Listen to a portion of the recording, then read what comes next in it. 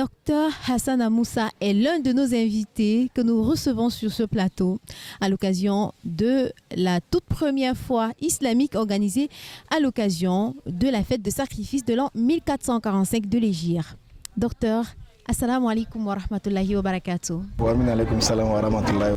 Comment vous allez? Ça va, alhamdulillah. Alors, c'est vrai qu'on va commencer par votre casquette de docteur. Docteur Hassan Amoussa est docteur en quoi?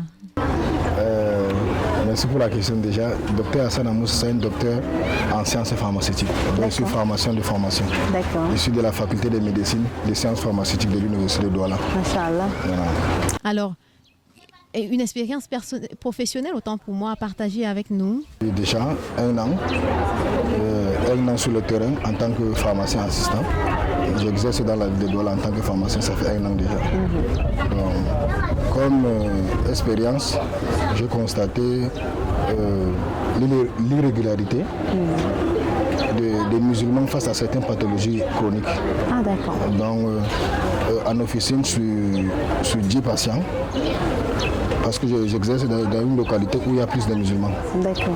Et que, en ce qui concerne les patients diabétiques hypertendus musulmans, étaient négligents face à leur traitement.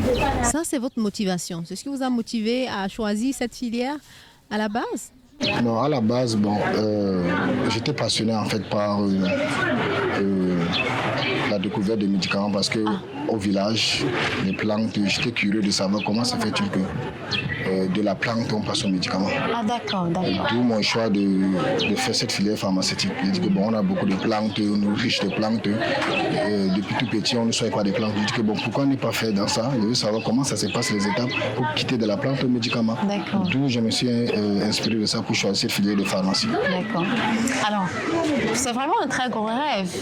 C'est vrai que je ne voudrais pas demander qui vous a inspiré, mais vous avez déjà parlé de ce qui vous a inspiré parce qu'il s'agit du village, il s'agit des herbes, il s'agit de la nature en fait. Non. Maintenant, tout à l'heure, vous étiez en train de parler d'expérience au niveau de la communauté. Non. Continuons un tout petit peu avec cette expérience. Les musulmans, certains patients musulmans sont peut-être méconnaissants de certaines pathologies. Non, je pense qu'ils ne sont pas suffisamment outillés. D'accord. Et avec le projet de santé universelle que le président de la République a lancé, Oui. couverture santé universelle, c'est déjà un an déjà. Je pense que le pharmacien assistant a un rôle à jouer. Parce que le pharmacien, c'est le seul professionnel de santé qu'on rencontre sans rendez-vous. Oui. Nous avons la multitude de patients qui arrivent, qui demandent de conseil au pharmacien, ils viennent. Et quand vous essayez de poser des questions, de leurs antécédents, ils disent que je suis hypertendu, il y a de cela tellement, mais j'ai arrêté de prendre mes traitements. Ça, il y a un problème. Donc, je suis obligé de dire que c'est important, on contrôle, on a des appareils en pharmacie, on calcule les IMC, les paramètres, on prend les glycémies, on trouve que les glycémies haut, on essaie de voir les chiffres tensionnels. C'est vraiment haut. Ils sont négligents, mais ils savent pertinemment qu'ils sont hypertendus, mais la prise en charge, ils sont négligents par rapport à ça. Donc, c'est ça donc, qui m'a inspiré donc, avec cette difficulté que cette communauté musulmane. Et cela m'a inspiré après mes 2 ans, lors de mes stages. Oui, justement. J'ai fait le stage également à l'hôpital Lakenchili, mes stages en officine. Et après un an, déjà, sur le terrain, j'ai donc décidé, ça m'a motivé donc à penser à un projet qui va essayer de prendre une prise en charge des musulmans selon l'éthique islamique. D'accord. C'est le nom de ce projet qui est Muslim Care. Muslim Care. Donc c'est là que je vais essayer de mettre en place. Je vais toucher la santé dans ces 3 dimensions. Oui. La santé physique. Donc en ce qui concerne la prévention, la médecine préventive, on va essayer de suivre ces patients. D'accord. Ces patients musulmans, peut-être c'est l'abscisme, on va essayer de faire en avance, de donner un cadre idéal, par exemple, pour pratiquer le sport. D'accord. Il y a certaines personnes qui disent que non, il n'y a pas un lieu adapté pour qu'ils doivent faire du sport. Mais Muslim Care va mettre en place des structures sans mixité qui permettent aux musulmans d'aller pratiquer le sport. Parce que l'inconvénient aujourd'hui avec le sport, c'est que ce sont les salles mixtes. Et donc, on arrive, on voit les femmes et les hommes, sans stigmatisation bien sûr, qui font du sport ensemble. Là, c'est ce que vous voulez travailler dessus. Oui, justement. La musique, tu peux pas aller t'inscrire dans une salle de sport où il n'y a pas de musique dans les salles de fitness. Et ça dérange. Oui. Parce que la musique, nous, en islam, la musique, savants peuvent bien expliquer sur la musique. Et si on veut respecter vraiment l'éthique islamique, il faut un cadre bien approprié, que ce soit les hommes ou les femmes. Parce que vous allez rendre compte que je peux faire un chiffre, allez peut-être à Parcours Vita. Ok, oui, Parcours Vita qui est généraliste. Parcours Vita, et vous allez essayer de voir un sondage sur les gens qui viennent.